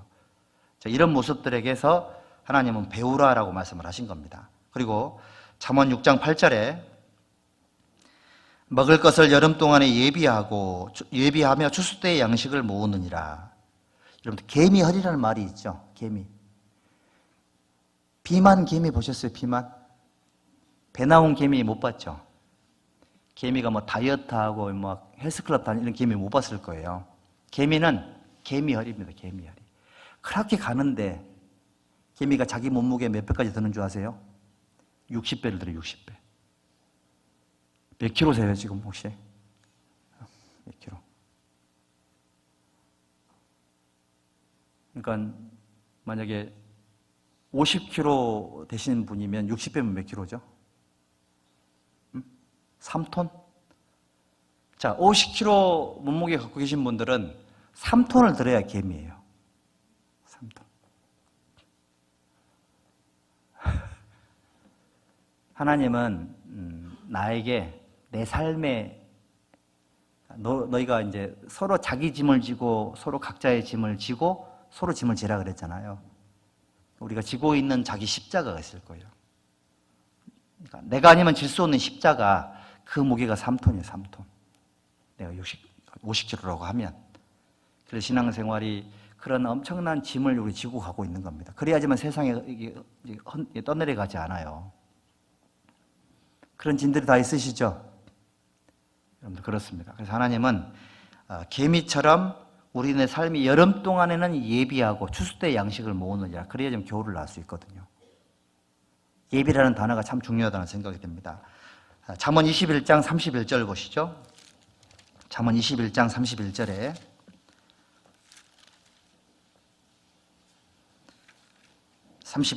함께 읽겠습니다. 싸울 날을 위하여 마병을 예비하거니와 이김은 여호와께 있느니라. 싸울 날을 위하여 마병을 예비하거니와 그랬죠. 전쟁에는 말도 필요하고 병사도 필요하고 무기도 필요하죠. 할 수만 있으면 많은 준비를 해야 돼요. 다윗이 자기 아들 솔로몬이 성전을 지을 것을 알고 얼마나 많은 것을 예비를 했냐고, 준비를 해줬잖아요. 여러분들 사실 솔로몬이 지은 것보다 다윗이 예비했던 게 훨씬 더 컸을 거라는 생각이 들어요. 우리도 예비하는 사람의 즐거움 속에 살아야 됩니다. 싸울 날에 마병을 예비하거니와, 우리가 이뤄진 영혼들을 예비하고 기도 명단을 예비하잖아요. 그리고 이제 개인적으로는 구역에서도 또 집회를 위한 어떤 그런 그 헌금들도 예비를 미리 하고, 또 나 또한 일주일 동안 참여하기 위해서 건강도 예비하고 시간도 예비하고, 특히 이제 주방 봉사하시는 분들도 준비하는 게 있으시잖아요. 미리 장도 보시고, 찬양대도 특송을 예비하고, 찬송 인도하는 분도 미리 예비하시고, 사회도 사회 멘트를 미리 예비하고, 집회 강사님도 이 집회에 누가 어떤 분이 올지 모르니까 정말 예비하는 마음으로 기도하며 준비를 하시는 거예요. 싸울 날을 위하여 마병을 예비하거니와 이김은 여호와께 있느니라. 결과는 하나님께 있겠지만 예비하는 분깃은 우리에게 있는 거예요. 예비함의 축복이 필요합니다. 예비된 것만큼 상이 될 거예요. 미리 준비하셔야 됩니다. 노아라는 사람은 한 번도 보지 못한 노아 홍수를 경고를 듣고 방주를 예비함으로 믿음의 사람이라는 칭찬을 받았잖아요. 말씀대로 다 준행하였더라. 예비한 거예요. 그러니까 신앙생활 속에 예비되는 것만큼 하나님께서 일한다라는 것을 기억을 해야 됩니다. 예비는 항상 준비하는 그런 일 속에 바쁜 겁니다. 늘 준비하고 늘 모아요. 준비하지 않고 모으지 않고 흩어지는 것은 개미와는 전혀 다른 습성이죠. 준비 미리 하시고요. 그 다음에 모아줘야 됩니다. 대전도 집회 때 이만큼 오면 참 좋을 것 같은데, 여기 앞에서 사진 찍어가지고 오늘 카톡방에 다 개인적으로 다 보냈습니다. 이만큼 오셔야 되거든요. 이만큼 오시고, 여기 이제 이뤄진 영혼들 한 200명 정도 오면 꽉 찰 거예요, 여기 아마. 그럼 전하는 사람도 얼마나 신나게 전하겠습니까? 물론 상관없이 전해야 되긴 하겠지만 예비가 돼야 돼요. 여러분들 그 빈자리, 그러니까 여기 이뤄진 영혼이 한 사람 여기 있으면 그 옆에 그 뒤에 마귀가 와서 앉는다는 얘기가 있습니다. 그래가지고 말씀 들을 때 자꾸 졸음을 집어넣고요. 자꾸 다른 생각을 집어넣고, 그리고 빈자리가 많으면 그 바깥에 있는 그 사람 친구들이 자꾸 전화하고 카톡 넣어요. 마귀가 말씀 듣고 있는 구원받지 않은 친구에게 갑자기 말씀 듣고 있는 이 친구가 생각나게 만들어가지고 전화해라. 술 먹자고 연락해라. 마귀가 들쑤실까요? 안 할까요? 들쑤십니다. 빈자리에 마귀가 안 든대요. 한 자리라도 좀 마귀의 자리를 좀 뺏어주시면 좋을 것 같아요. 한 자리라도. 다 오시란 얘기죠? 안 오실 분 손 한번 들어보시죠. 손을 못 들죠, 그렇죠? 그래서 시간도요, 기도가 필요합니다. 기도가. 제가 한 주간, 혹시 어떤 분은 일주일 동안 피곤했는데 전도 집회라도 좀 쉬어야지 이런 분이 있을지 모르겠습니다. 근데 제가 지금 1년 정도 됐잖아요, 그렇죠? 그래서 이제 따뜻한 사회를 제가 시작할 때 보고 끝날 때 봅니다. 그러면 오신 분, 안 오신 분을 제가 어느 정도 알까요? 모를까요? 제가 다 알아요. 그래서 어쩌라고.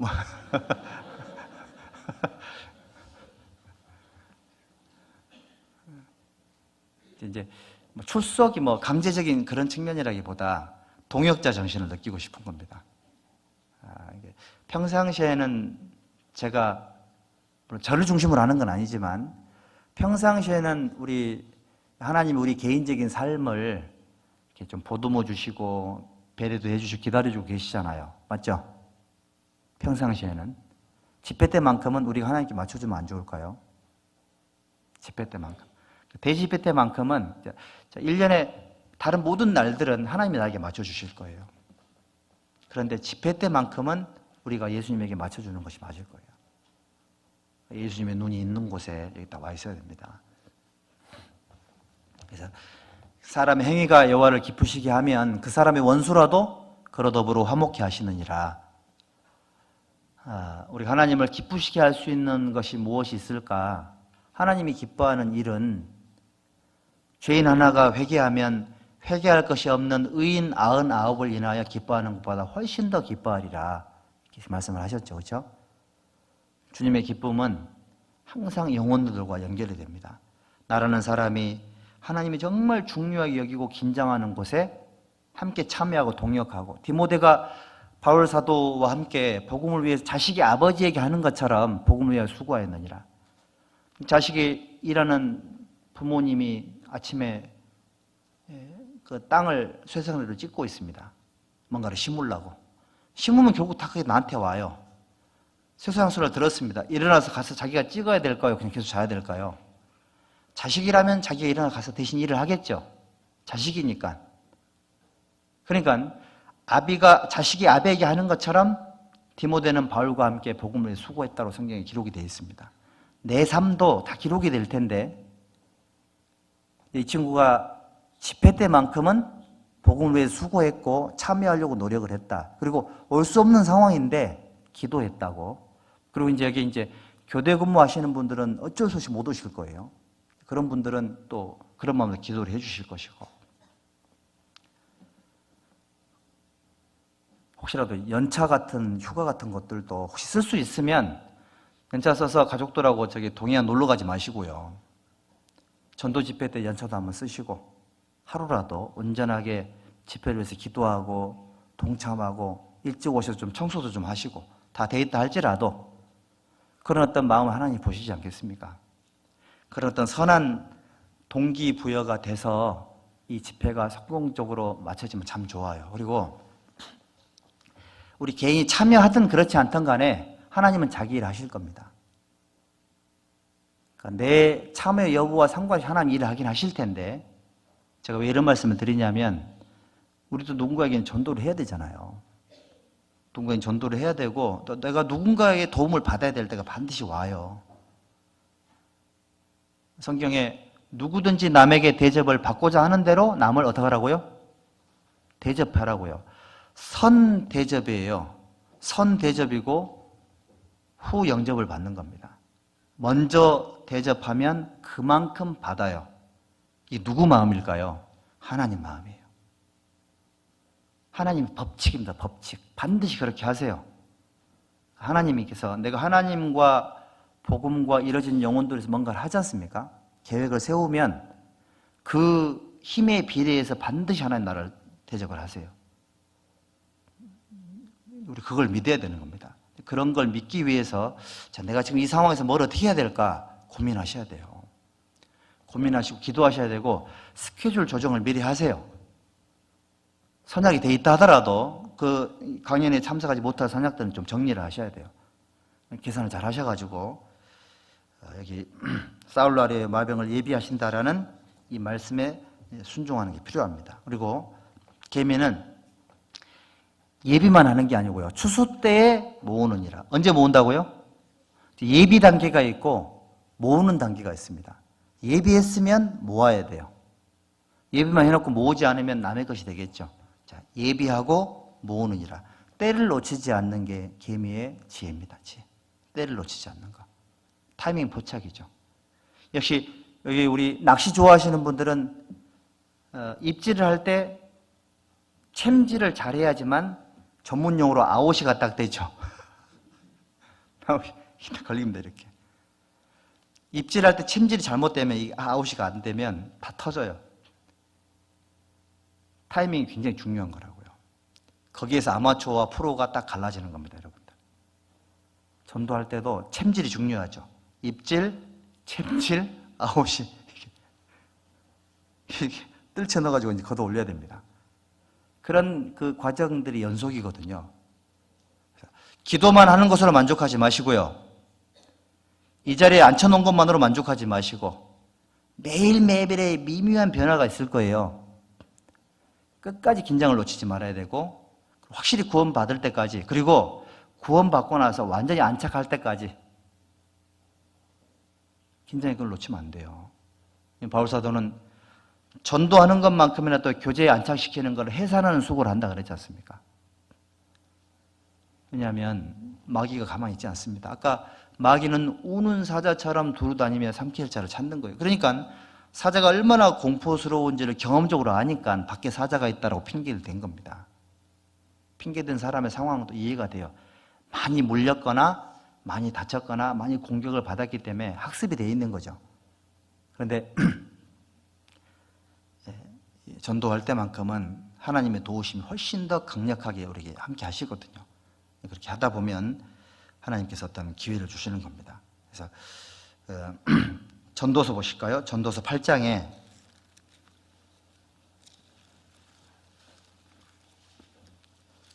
전도서 8장 5절 보시죠. 5절. 전도서 8장 5절 6절.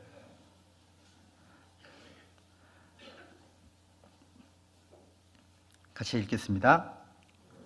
무릇 명령을 지키는 자는 화를 모르리라. 지혜자의 마음은 시기와 판단을 분별하나니 물론 무슨 일이든지 시기와 판단이 있으므로 사람에게 임하는 화가 심함이니라. 그렇죠. 하나님의 시기와 판단이 있습니다. 하나님이 심판하시는 시기와 판단의 때가 점점 다가오고 있는데 하나님의 시기와 판단을 놓치는 분이 아니시죠. 하나님의 계획대로 인류 역사는 흘러가고 있습니다. 마찬가지로 저희들도 그 시기와 판단을 정확하게 분별하시고 집행하시는 하나님의 선한 지혜를 습득하고 배우면 우리도 그 지혜를 사용할 수가 있겠죠.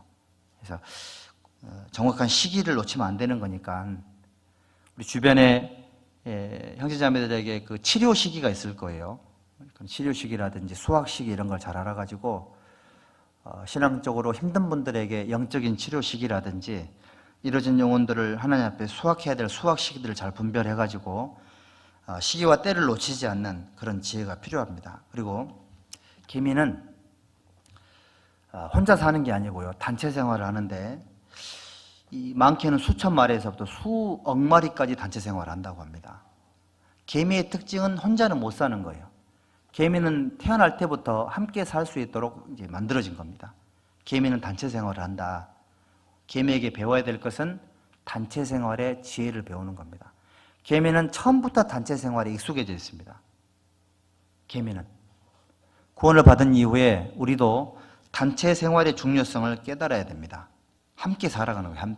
함께. 왜냐하면 만약에 있잖아요. 저희들이 전도하는 일이 없다면 그냥 혼자 살아도 돼요. 전도할 일이 없으면 구원만 확실하면 있잖아요. 그분 구원 간증 들으면 확실하거든요. 저도 이제 우리 그 구원을 받았지만 다른 모임에 있는 분들 여러 번 만나봤거든요. 만나보면 구원 간증 확실하고요. 정말 주님을 위한 마음도 확실해요. 천국의 소망도 확실하고. 그런데 전도를 하기 위해서 단체 생활 속으로 들어가면 다르더라고요. 이게 이제 교회의 비밀이거든요.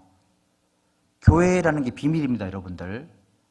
우리 목사님 늘 말씀하시는 것처럼 나 혼자는 할 수 없지만 우리는 할 수 있다.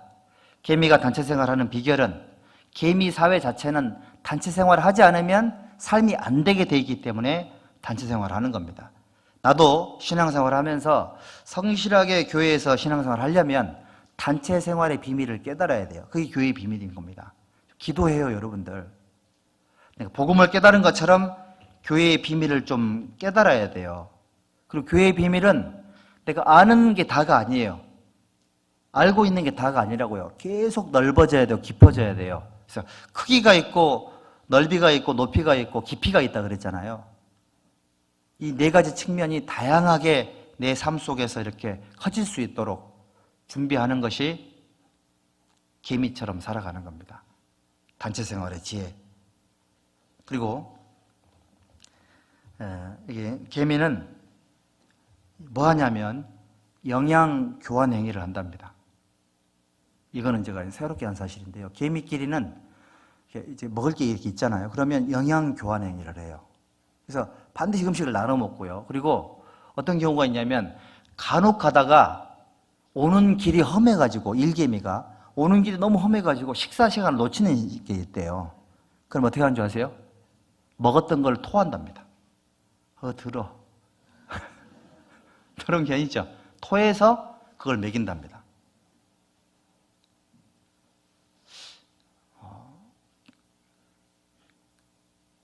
그래서 우리 그 신앙생활 하면서도 이 영양 교환 행위가 참 이렇게 되게 아름다워 보입니다. 우리 형제자매들끼리도 영양 교환 행위를 좀 해야 되는데 뭘 토해서 내란 얘기가 아니고요. 생명의 양식도 서로 교환하시고 신령한 양식과 육신적인 양식도 함께 교환하면 참 좋아요. 우리 형제자매님들 1년 동안 수고했던 고역장님들에게 돼지국밥이라도 한 그릇 사주시고 해양국밥에 가면 돼지국밥이 참 맛있습니다.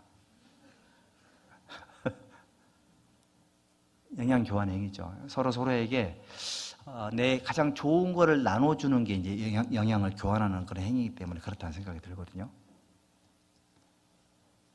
그러니까 바울 사도도 내가 너희를 보기를 심히 원하면 무슨 신령한 은사를 나눠주고 싶어서 그런 거다.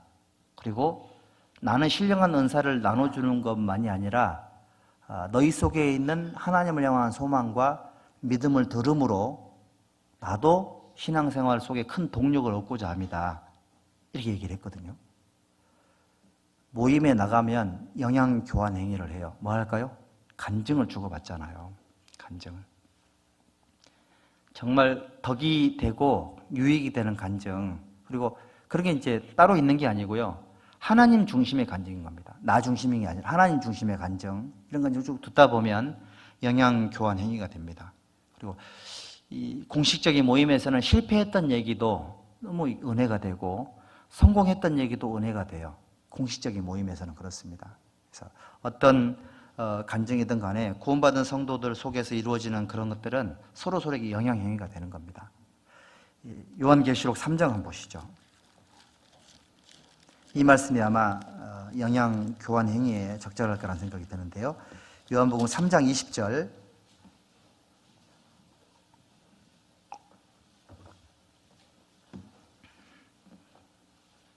3장 20절 함께 읽읍시다. 볼지어다 내가 문 밖에 서서 두드리노니 누구든지 내 음성을 듣고 문을 열면 내가 그에게로 들어가 그로 더불어 먹고 그는 나로 더불어 먹으리라. 예수님도 나와 뭘 하고 싶어 하시죠? 영양 교환 행위를 하기를 원하시잖아요. 누구든지 문을 열면 내가 그에게로 들어가 그로 더불어 먹고. 내 속에 주님이 뭐 먹을 양식이 있을까? 좀 가슴 뭉클한 말씀이죠. 나 같은 죄인 속에 뭐 하나님 잡수실 게 있으시다고 돌아오시기를 원하실까? 하나님은 죄만 짓고 살던 저희들이 하나님을 향한 거룩한 열망들이 있잖아요. 주님 뜻대로 살고 싶고 순종하고 싶고 어떻게든 전도하고 싶고 뭔가 하고 싶은 그런 열망들이 있습니다. 그런 열망들을 주님은 좋은 양식으로 삼으세요. 하나님 뜻대로 살고자 하는 그런 마음들이 예수님에게는 제일 좋은 음식이 되는 거예요. 하나님 우리에게 뭐 주시죠? 말씀을 주시잖아요. 은혜를 주시고 진리를 부어주시고 사랑을 주세요. 우리는 주님과 개인적인 영양 교환 행위를 많이 해야 돼요. 이게 다른 말로 하면 개인 경건 생활이에요. 개인적으로 경건하게 살아가는 겁니다. 근데 조건이 하나 있죠? 문을 열어야 돼요. 문이 안 열리면 영양 교환 행위가 안 돼요. 여러분들 신앙생활 하는 것은 먼저 하나님과 1대1의 관계가 제일 중요합니다. 개인적으로 말씀을 받고 기도를 올리고 말씀을 받고 기도를 드리고 이런 개인적인 삶들, 그 다음에 교제를 통해서 힘을 얻고 봉사를 통해서 에너지를 분출하고 교환행위거든요. 이런 사이클들이 주거니 받거니가 잘 이루어져야지만 건강한 사람이 돼요. 자, 들어오는 것만 있고 안 나가면 교만해져요. 받았는데 움직이지 않잖아요. 희생도 안 하고 헌신도 안 하고 봉사도 안 해요. 그러면 그 에너지가 전부 머리로 가요. 눈만 밝아져요. 이 문제가 될 수 있습니다. 자, 그래서 건강한 영양 교환 행위가 바로 개인 경건 생활이니까 개인 경건 생활의 중요성을 꼭 알아야 됩니다. 진짜 기도가 부족하면 깨닫는 게 없어요. 기도가 부족하면 아무리 말씀을 많이 들어도요, 개인의 삶이 변화가 안 돼요. 개인 삶이, 그러니까, 우리 성품 구원이라고 얘기를 하잖아요. 성품 구원, 그 다음에 개인 생활 구원이 정말 말씀을 듣는 것만큼이나 기도의 양과 질이 뒷받침이 되면 생활이 정말 많이 변할 텐데, 그렇지 못한 경우도 정말 많습니다. 난 항상 하나님 앞에 말씀이 부족한 사람이고 항상 하나님 앞에 기도가 부족한 사람인 거니까 이런 영양 교환 행위를 잘 하시면은 내 영적인 눈이 밝아지게 되고 예수님의 시야를 갖게 돼요. 그래서 예수님은 나는 마음이 온유하고 겸손하냐 그랬잖아요. 어떤 사람은 일은 잘해놓고 입으로 다 까먹는 사람도 있고요. 어떤 사람은 일도 못하고 입도 안 좋은 사람도 있습니다. 어떤 사람은 일도 잘하는데 말도 이쁘게 한 사람이 있어요. 마음 씀씀도 너무 이쁘고요. 어떤 사람이 되고 싶어요? 세 번째 사람이 되고 싶잖아요. 그게 뭐죠? 생활 구원이고 성품 구원이잖아요. 근데 그게 그냥 이루어지는 게 아니에요. 주님의 은혜를 많이 받아야 돼요. 개인적인 노력이 아니라고요. 영양 교환하기가 잘 되면 되는 거예요, 그게. 개미에게로 가서 하는 걸 보고 지혜를 얻으라 그랬으니까. 그리고 개미는 개미 집이 이렇게 거의 폐쇄가 돼 있잖아요, 그죠? 개미 큰 개미 집을 사람들이 학자들이 딱 이렇게 열어 들어가면은 거기서 나오는 그 화학 성분이 있어 기절하는 경우도 있습니다. 개미 집에는 뭐가 있냐면 곰팡이가 없어요. 곰팡이가. 개미 집에는 곰팡이가 없습니다. 개미들이 여러분들 밀폐된 공간에 있으면 전염병이 돌잖아요. 그렇죠? 전염병이 돌 수 있습니다. 그런데 개미 집은 밀폐되어 있지만 개미 집에는 곰팡이가 없답니다. 개미 자체적으로 이렇게 화학 성분을 이렇게 내뿜어 가지고 곰팡이를 전부 다 제거를 하는 거예요. 이걸 보면서요, 야, 이 개미 집에는 곰팡이가 없다. 이거는 개미들이 자기 청소를 잘하는 거예요. 곰팡이 없으세요? 자기 청소 잘 되세요? 화학 성분이 누가 품어주는 게 아니고 자기 스스로 그걸 품어낸답니다. 자기 스스로. 자기 스스로를 청소할 수 있는 지혜가 있는 거예요. 회개와 신앙이죠. 개인 성찰, 자기 반성, 자기 회개. 이게 너무너무 잘 되어 있는 겁니다. 그러니까 개미의 집 속에, 개미의 몸에 곰팡이가 없는 거예요. 자기 청소를 너무 잘하는 겁니다. 밀폐된 곳에 그 많은 개미가 단체 생활을 해야 되잖아요. 질서가 없으면 큰일 나고 만약에 곰팡이 생기면 다 죽어요. 나 혼자 죽는 게 다 죽는 겁니다. 구제역이라든지 이번에 돼지열병 이런 거 생기면은 한두 마리 살려둡니까? 다 죽입니까? 전부 다 죽이잖아요. 전부 다. 그런 것처럼 우리 한 개인들이 아간이 범죄함으로 그 집안 전부 다 몰살을 당했잖아요. 이스라엘 민족은 단체 생활이니까 한 사람의 불순종이 모든 사람에 영향을 미친 것처럼 아담의 범죄로 모든 사람이 죄인이 된 것처럼 한 개인의 삶이 내가 속한 모임에 영향을 끼칠 수 있고 근데 그 영향이 좋은 영향이면 얼마나 좋겠어요. 그래서 우리도 화학 성분을 좀 많이 이렇게 좀 품어내야 될 것 같아요. 방귀를 끼란 얘기가 아닙니다. 자기 청소. 개인적인 삶의 청소가 잘 되는 개미들이 돼야 되거든요. 그리고 이 개미는 또 뭘 하냐면은 어마어마한 희생정신이 있답니다. 희생정신. 그래서 여기 알프스의 개미에게는 이런 일이 있는데요. 알프스에 있는 개미 집에다가 초를 딱 이렇게 키워놓잖아요. 그럼 이게 안에 온도가 상승될 거 아니에요. 다 죽는 겁니다. 그럼 어떻게 하냐면 개미가 개미 집을 타고 올라가 가지고 촛불 위에 딱 떨어진답니다. 자살하는 자살. 자살해서 그 불을 끈대요. 계속. 불이 꺼질 때까지 계속 떨어진답니다. 엄청난 희생이죠. 그 알프스 개미의 특징이랍니다. 그래서 키친스라는 불연성 진액이 나온대요. 근데 이게 죽어야지만 나오는 거예요. 그러니까 촛불을 이렇게 끌려면 이 키친스라는 이게 진액이 나와야 되는데 이거는 죽어야지만 나오는 겁니다. 죽어서 자기 동료들을 살리는 거예요. 세상에 그 개미가 그런 어떤 마음이 들어있는 거예요. 다른 누군가를 살리기 위해서 자기를 죽이는 거예요. 그래 죽어야지만 나오는 그 진액 때문에. 야, 이게 하나님께서 우리에게 보고 가서 지혜를 얻으라고 말씀을 하셨는데 정말 개미에게 그런 지혜가 있고요. 그리고 남미에 있는 어떤 개미는 이 남미에는 이 개미들이 하도 이제 이 타협 자체가 안 되는 그런 대상들 해가지고 어떤 그 식물은 아예 개미에게 집을 이렇게 지어주는 그런 식물도 있고, 그리고 개미와 공생하는 그런 식물도 많다고 합니다. 개미가 가장 약한 존재지만 어떻게 보면은 그 세계 속의 지배자 역할을 하는 거죠. 가장 연약하고 부족하지만 저희 교회도 구미에서의 영향력이 미미하고 부족하지만 저희들이 단체 생활을 하고 영양 교환 행위를 하고 서로 희생하고 헌신하고 그다음에 자기 청소를 잘하고 그다음에 자기를 막 죽어가지고 누군가를 살리고 이런 걸 하다 보면 세상이 감당하지 못하는 그런 믿음의 생활이잖아요. 그러면 인정받는 거예요. 주변에도. 하나님과 사람에게 칭찬과 존귀를 얻을 수 있습니다. 이미지 개선도 될 것이고 여러 가지로 좋은 일들이 많을 거라는 생각이 듭니다.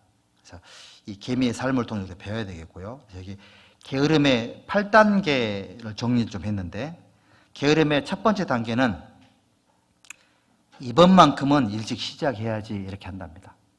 두 번째 단계는 곧 시작해야 되는데 두 번째 단계고, 세 번째 단계는 벌써 시작했어야 되는데 네 번째 단계는 아직도 시간은 있다.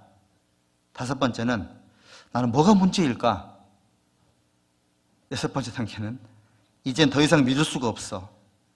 일곱 번째 단계 그냥 하지 뭐. 여덟 번째 단계 다음엔 잘해야지. 이게 게으름의 8가지 단계라고 얘기를 합니다. 우리 구원받은 이후에 우리가 신앙생활을 합니다, 여러분들. 하지만 하다 보면 우리에게는 연약한 많은 부분이 있을 수 있잖아요. 사실은 게으름 그 자체가 우리 속에 있는 우리 자신의 모습이잖아요. 누구의 모습이 아닌 내 자신의 모습이기 때문에 우리 속에는 성령께서 계시지 않으면은 게으른 자처럼 살아요. 근데 성령이 오심으로 말미암아 개미에게 지혜를 주신 하나님이 개미보다 훨씬 지혜로운 분이시잖아요. 개미가 잘하는 그 모든 것들을 그 능력을 주신 분이 하나님이니까 개미보다 훨씬 뛰어난 능력이 있는 그리스도인이 될 수 있는 힘이 예수님에게 있는 거예요. 주님 안에 붙어 있는 게 너무너무 소중하고, 그리고 또 이번에 지금 이제 우리 구미교회라는 개미집에 촛불이 켜졌습니다. 한 주 동안 전도집회 촛불이 켜질 텐데 어떻게 하라고요? 여기 타고 올라가가지고 거기 떨어져 죽어야 돼요.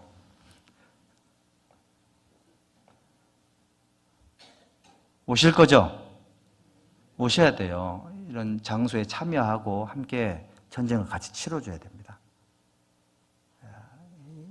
이 거룩한 이 하나님의 거룩한 일 앞에 우리 함께 참여할 수 있는 그런 축복도 우리에게만 주어져 있는 거기 때문에 이런 기회들을 놓치지 않도록 했으면 좋겠습니다. 기도하겠습니다. 자비로우신 아버지 하나님, 게으르고 부족한 사람들을 구원해 주신 것을 감사드립니다. 그리고 또 남은 생에 하나님께 지혜를 받아서 겸손과 충성과 부지런함 속에 능력으로 채워주심에 감사드립니다. 한 주간 예비되어 있는 이 아름답고 소중한 집회를 위해서 하나님께 기도합니다. 많은 영혼들 구원받을 수 있도록 인도해 주시고 함께 참여하고 수고하는 아름다운 시간들이 될 수 있도록 역사하여 주시옵소서.